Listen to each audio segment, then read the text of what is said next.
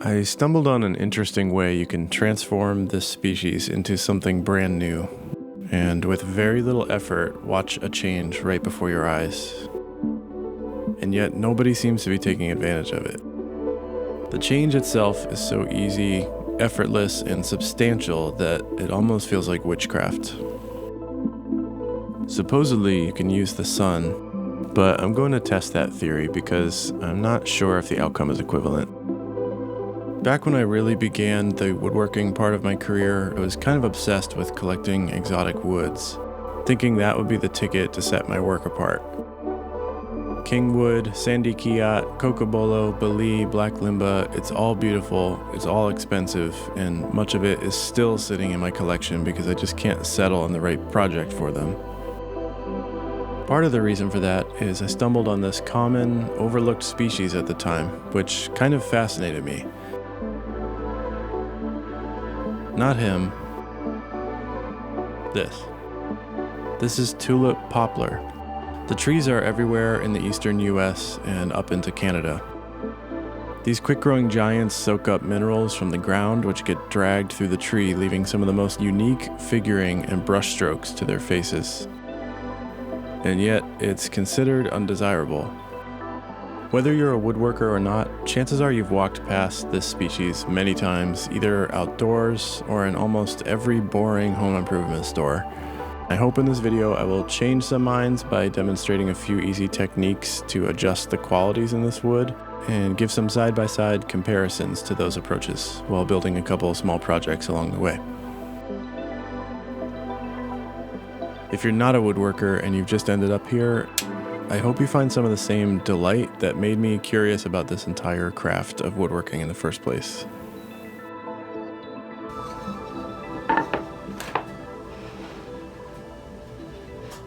I've got a couple poplar boards here from my collection, specifically this board and this board, which you'll be seeing in this project, and I cut them down.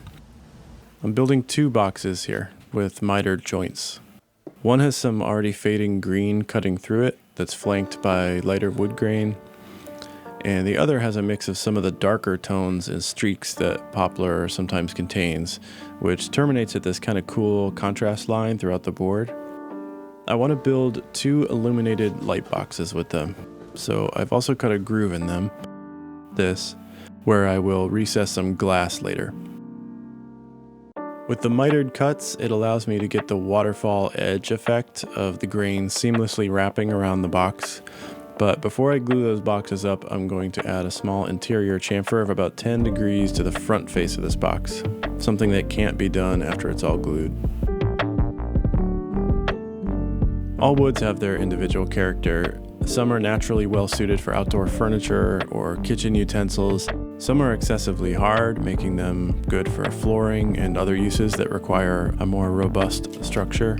Poplar is not that. It's considered a paint grade wood. It's a hardwood, but it's among the softest of the hardwood family, so it does dent and scratch relatively easily, but it is smooth with a closed grain, and it also machines fairly evenly, with maybe a bit of burning. The mitered joints need reinforcement to strengthen them, which is a good opportunity to input a contrasting detail. I'm using this spline cutting jig I made, which just holds the frames up above the blade at a 45-degree angle, allowing me to carve the notches for some spline keys. One box gets 2 splines at the joint. The taller box felt like it would look nice with 3, and the middle one being a bit deeper than the others. I'm using some masking tape to help prevent any tear out at those cuts. The spline material is cut slightly oversized so that I can bring it down to size with a little sanding. These splines will be made from maple, and the other box will get a darker walnut for contrast.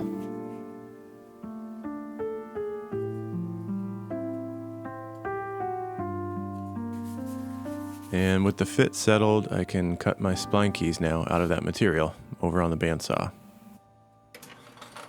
I feel like I should explain the industrial-sized traffic light in the background. That was a custom build for a client who brought the light to me and wanted it made into a functional coffee table.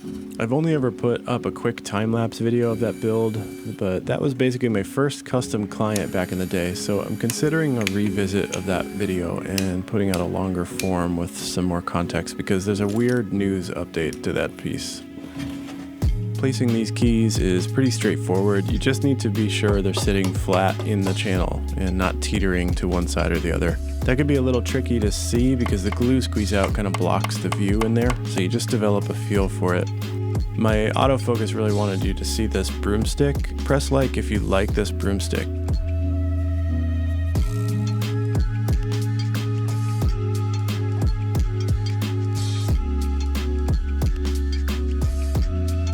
The best part about spline keys is cutting them off. I could do this all day. I leave the material a little proud so I don't slice up the box itself, and then I can take those down to the surface with some heavy grit sandpaper, which is followed up with a random orbit sander.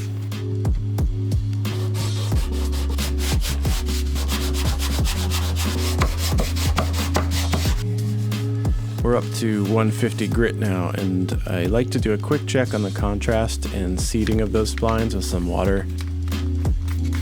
You can see how varied the color can be between boards of the same species.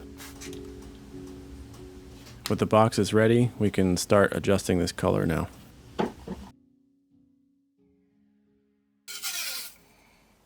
There are two ways we can alter the color of this wood, not including staining.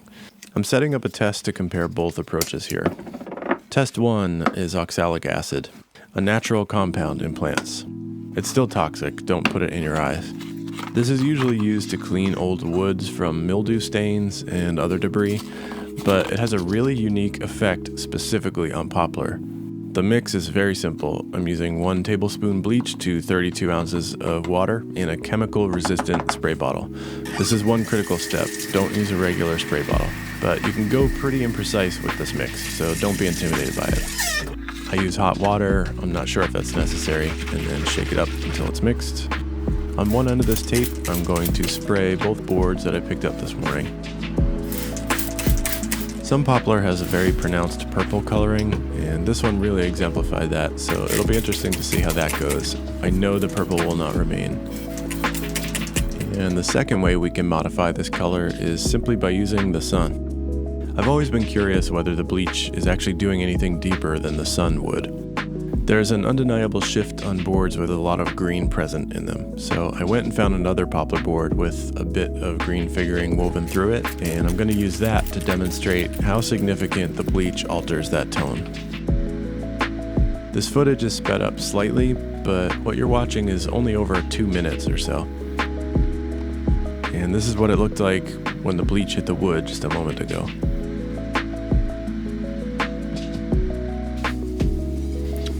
Alright, I'm going to take a look at my test pieces here. Right away I can see a lot more amber in the bleach side versus the sun. There was definitely still a big effect from the sun, but it seems to have left the tones in this wood more towards the gray, whereas the bleach side has an amber undertone to it, which is a lot easier to work with because once you apply oils, they're going to have their own ambering, warming color to them. So if they are interacting already with like a warm tone that's actually in the wood, it's going to look much more natural. So what I'm really curious about, I'm going to see where we started with these tones.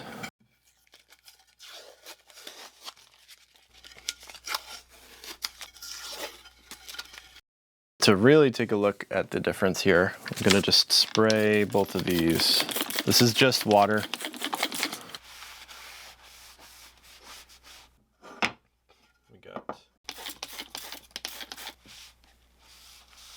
And we've got the bleach on the right here, and we've got the sun on the left. There's much more of an amber undertone in the side that was bleached. You can see how it runs from gray to original, which has got the green, and then a bunch of ambering in here. Why is that important? Well, we know from the color wheel that red and green are opposites, and if you're just applying oil to the green tones in the poplar. Now you've got two clashing tones happening. To that same degree, if you're applying that warming color to the gray in a piece of poplar, it's just not going to be as vibrant. It's not going to look as natural or as pleasant. So all in all, I would say the bleach is much more worth it. The other thing to consider is that these pieces sat in the sun for 2 full days. The first day there was definitely a color shift. The second day added a more significant shift to it. The best results in my experience are ones that have a lot of vibrant green, particularly deep green. You're going to see the most significant color shift, and maybe just a moment of silence for every painted piece of poplar out there that had something interesting happening in it and was overlooked. Pretty cool. I'll leave links to the bleach and spray bottles in the description. It's less than $25 for all of it. If you try the bleaching technique, one thing to be aware of is the wood will need to be lightly sanded again after bleaching because the grains will have raised. But you don't want to breathe in the bleach particles, so wear a proper dust mask for that process. I do have another technique that I'm going to use on these boxes which further enhances that color shift, but I'll need to proceed with the build a little further before I can get to it.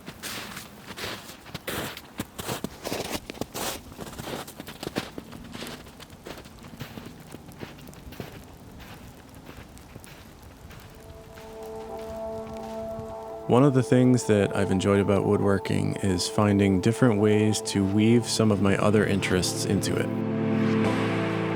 Basically everywhere I go, I bring a camera with me. It's been this habit of mine collecting pictures and videos of mostly abstract scenes.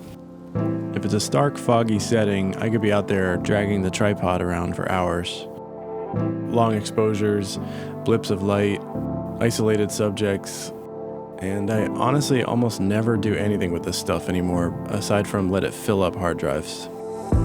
But where that intersects with woodworking for me is being able to house some of my personal artwork or photographs in an enclosure, which itself is meant to either contrast or complement the subject. The tones in the wood can be an accent to the focal point, and to take it beyond a simple picture frame, an effective way to do that is to add light. This perfect sunset gradient in the sky above my local state park is so simple, anywhere you slice it, it blends naturally, because it is natural. I took a bunch of photos that week of different sky shots and selected this one, cropped just above the sun, and I'm going to backlight it in one of these boxes, where I can position the light source to match the sun's. I'll need a substrate first to attach the image to, and here I'm using white plexiglass just scored along the cut line where I can not very easily snap it to size.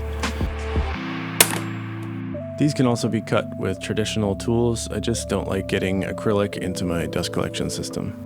The glass slides into those channels I cut earlier, and the bottom of the box is removable in case that ever needs to be accessed. I'm going to need a protective layer of clear plexiglass as well. And then I can focus on the print. I'm printing this image slightly oversized to a film. It kind of looks like paper, but it's meant to be backlit, so it's more robust than paper and slightly transparent. In this application, I'm going to affix the film directly to the clear plexiglass with some very strong double-sided tape, and I'm careful to put that as close to the edge of the image as possible because the borders of the tape itself could be visible along the edges otherwise. From there, I can use the plexiglass as a guide to score the film, and that takes care of the imagery for one box. For the other box, I had this idea to incorporate some old player piano rolls. If you're not familiar, the rolls have perforations in them which correspond to the 88 keys on the piano, and pneumatically, the piano is instructed to play wherever these corresponding holes are. Most of these paper rolls are over 100 years old, giving them a naturally aged texture, which I suspect could look kind of interesting with a backlight. I'm trying to find a sequence that has the right balance across the perforations visually. Not all the rolls have lyrics on them, but I find the stamped ink of the words kind of appealing, so I want a section that will fit well within the bounds of that box frame. It was a long process. So I mentioned earlier that there is something more we can do to alter the look of these boxes, and that is selective oiling. Basically applying oil only to the darker streaks in the wood. It will greatly enhance the contrast between the areas with character against the otherwise flat light tones that are present in the rest of the board. But oil wants to spread, so it takes some time finding exactly where you want the oil to terminate. And using a smaller brush that is not totally saturated is a good way to get at least a little bit of control back for this approach, where I can feather in as needed. I can follow that dark streak around the entire perimeter to give some visual consistency. The second box has much more depth and color in it, but the line is a bit blurrier, so I'm just kind of following what feels right in this one.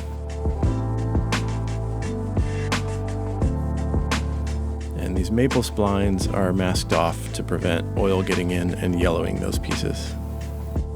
This darker box will be used for the sky image. I really loved the natural framing created by the light parts of the wood, which gives a momentary separation from the deep colors in the wood to the visual of the sky. I applied some top coats of satin lacquer once the oil dried, and I'm ready to install the glass now.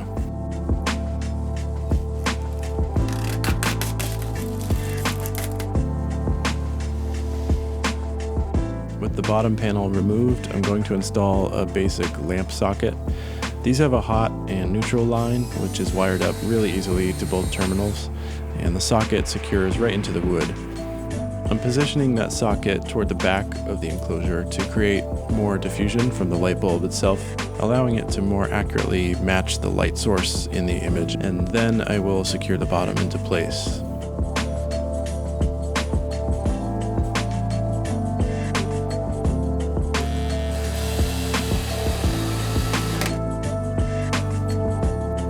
Before growing into furniture and occasionally instruments like this one from a previous video on my channel, my business was focused on these illuminated light boxes, which took me to all kinds of art shows over the years. I no longer make them because I was ready to shift gears with my business and just focus on studio furniture, and all of the light boxes have sold, including the 2 documented in this video. But if you're interested to take a look at any of my photography and artwork in print form, I'll put a link to that below. And I'd love to see what kind of projects you might come up with using this Poplar trick. Here is the last known picture of this sky piece. It was sold at an art fair, I think in Rhinebeck, New York.